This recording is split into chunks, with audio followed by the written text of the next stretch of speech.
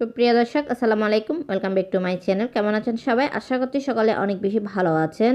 আবারও চলে আসলাম ভীষণ মজার একটি রেসিপি নিয়ে। আমি আজকে আপনাদের সাথে শেয়ার করব গাজরের সুইট বা গাজরের মালপোয়া বলতে পারেন।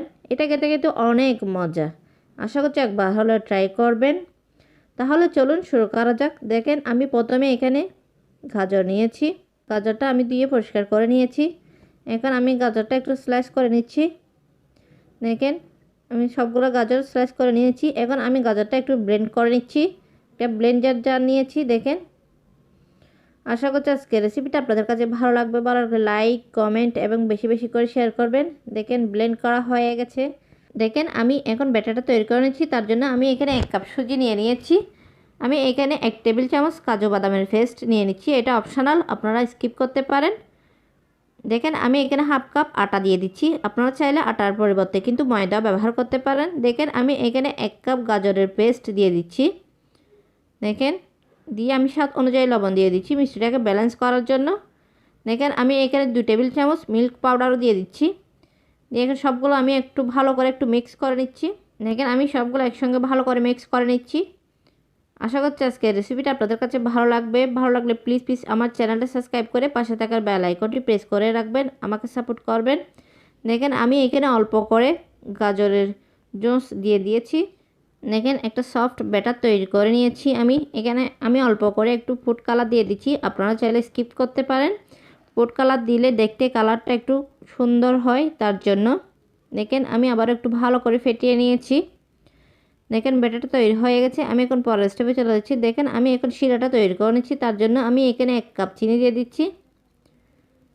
দেখেন, আমি এখানে 1 গ্লাস পানি দিয়ে দিচ্ছি, কারণ শিরাটা আমি পাতলাও না ঘনও না, মিডিয়াম একটা শিরা তৈরি করে নিচ্ছি, তার জন্য।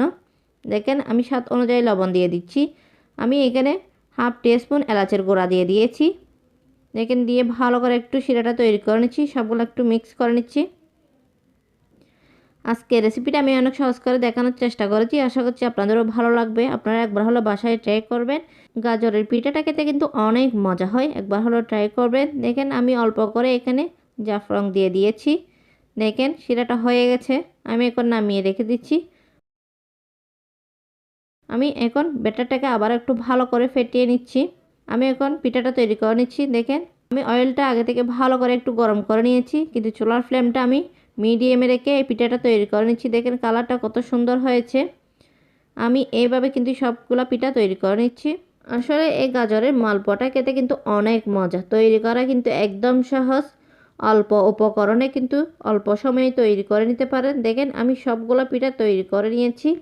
দেখেন, আমি এখন পরের স্টেপে চলে যাচ্ছি। তার জন্য আমি এখানে শিরাটা দেখেন একটা বাটিতে ঢেলে নিচ্ছি। শিরাটা কিন্তু ঠান্ডা হয়ে গেছে। পিঠাটা কিন্তু কুসুম গরম আছে।